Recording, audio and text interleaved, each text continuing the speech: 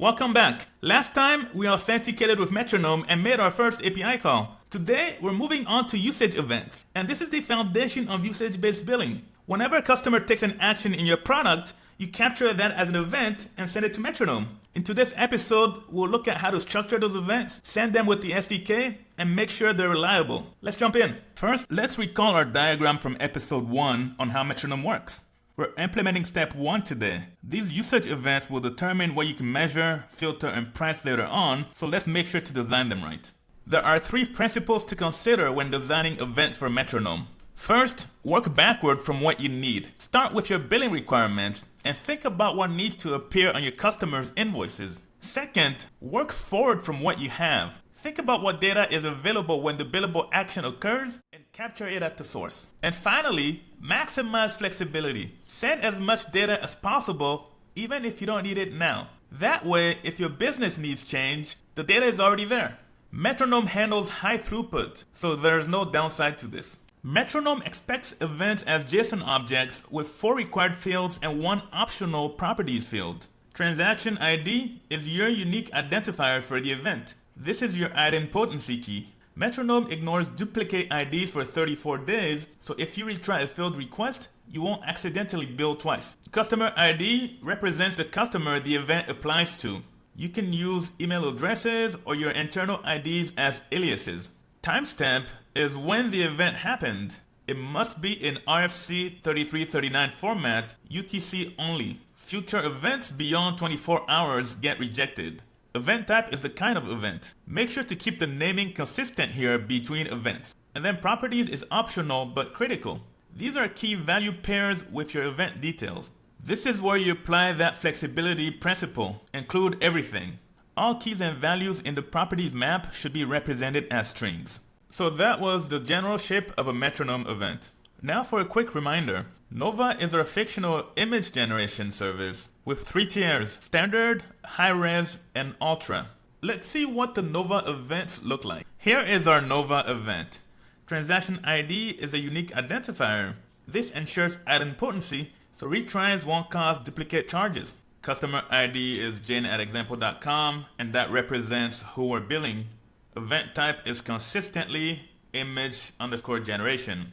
And timestamp follows the RFC 3339 format. For properties, we include image type and number of images because we need them for billing today. But we also add model and region. We might not price by model or region now, but if we decide to in the future, the data will be there. These events will flow through the ingest endpoint to Metronome. Let's build that connection.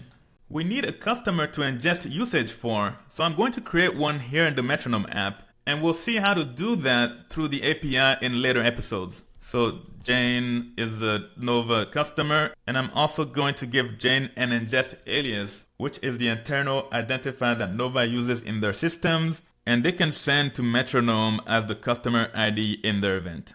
Alright, here we are in VS Code again. Let's start by taking a look at our updated repo for this episode. So we've added a MetronomeClient file that centralizes all the SDK calls, an app.py file, which is the Flask server we'll be working with, and then a config file to manage our environment variables and global settings.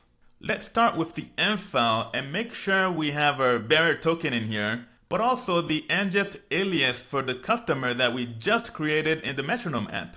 This is crucial because we're not creating customers on the fly in this episode, so this needs to be configured. Alright, now let's check out the config file we added. It loads variables from our .env file.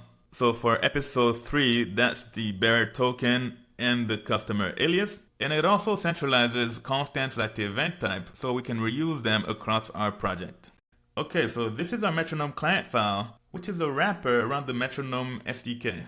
We'll keep adding to it in future episodes. So let's see what we're doing here. So we start by importing all the modules we need, including of course the Metronome SDK, which we then initialize with our bearer token. So the key part of this file is our send usage event method right here. Think of it as our single safe entry point for ingestion.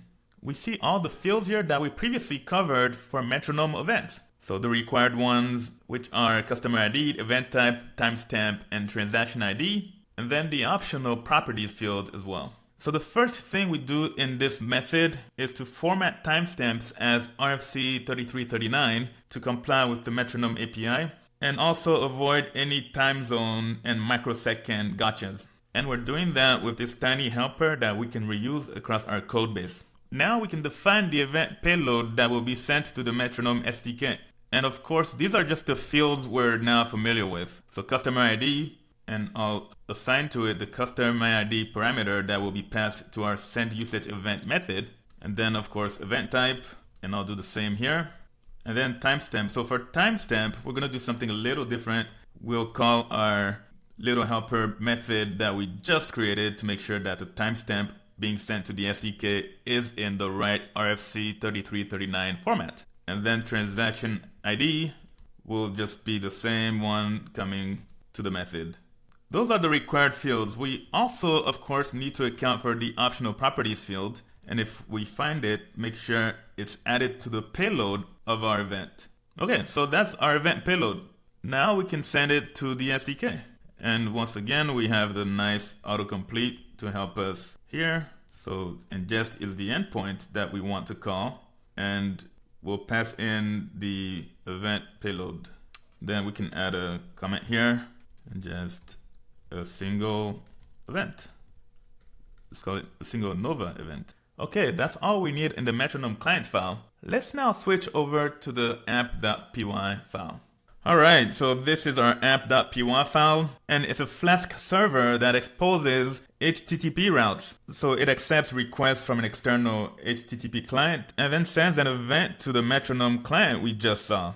We're using curl today as our HTTP client, but we'll add a front end in a future episode. So as always, we'll start with our import. Notice how we're bringing in all the constants from the config file. We then configure basic logging and get a module logger so that our logs are readable in the terminal. And here we're creating the Flask app instance. So this is the server that will expose our post route. Before we start the server, we're checking that the Metronome API token and the demo ingest alias are set. And if not, we'll just fail fast now instead of letting requests fail later. So once that's done, we can construct our Metronome client with the bearer token.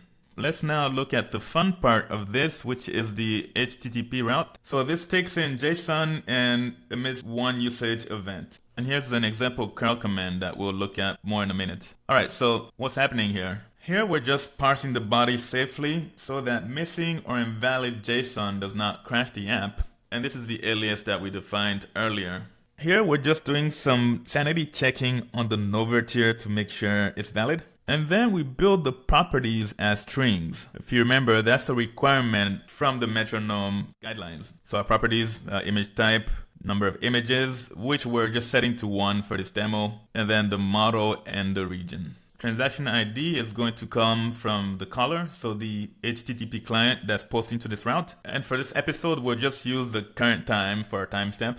Next, we'll call the Metronome client, specifically the sendUsageEvent method that we just worked on, so this one. So we're sending all these fields that came from the HTTP client to the Metronome client. We'll add some logging here for debugging, and if our call to the sendUsageEvent method succeeds, we'll return this JSON object. And as always, we want to make sure we're doing proper exception handling here. We might as well add timestamp here for completeness while we're at it. And at the bottom here is the Python entry point, which boots the server locally on port 5000 so we can hit the API generate route that we just created.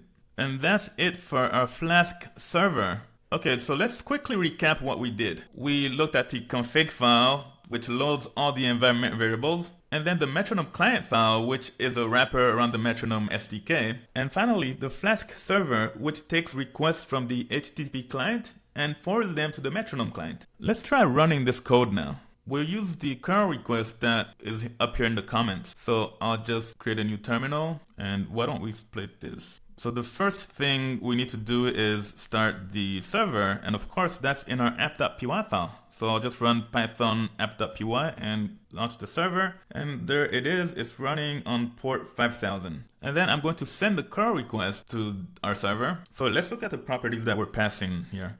I'll try for the tier, a deterministic transaction ID, and then Nova v2 for our model and US West 2 for the region. And as we just saw, we're using the current time for our timestamp and the ingest alias for our customer ID. So those don't need to be included in the request right here. So let's proceed with running this request. So it looks like our request completed successfully and we got the JSON object back. And of course, that's the JSON object we configured down here at the bottom of our Flask server. So that's it. We were able to successfully send a curl request to the Flask server we just built, which then rerouted it to the Metronome client. Let's go back to the Metronome app now and see if we can find this event.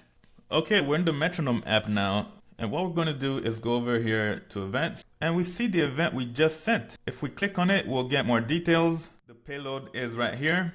And we get a message that the event was ingested but did not match a billable metric, which is fine because we'll define those in the next episode. The important thing here is that the event was successfully ingested. While we're at it, why don't we try sending the event again? So what do you think will happen here if I send the event with the same shape? Let's try it out. So again, I got the JSON object back, so the event was sent successfully. Now let's go back to the Metronome app. Let's go to the events page again. And now we see that the second event came in, but because the transaction IDs were the same, this one is marked as duplicate. And if we dig deeper, we get confirmation of the duplicate event. And that matches the Metronome API behavior we discussed earlier. After an event is ingested by Metronome, any subsequent events with the same transaction ID are ignored for 34 days. And that gives you idempotency, so you don't bill the same customer multiple times by mistake. Great! Our events are now flowing into Metronome. Next up, we'll define billable metrics to turn these raw events into something we can actually price and invoice. Links are in the description. See you next time.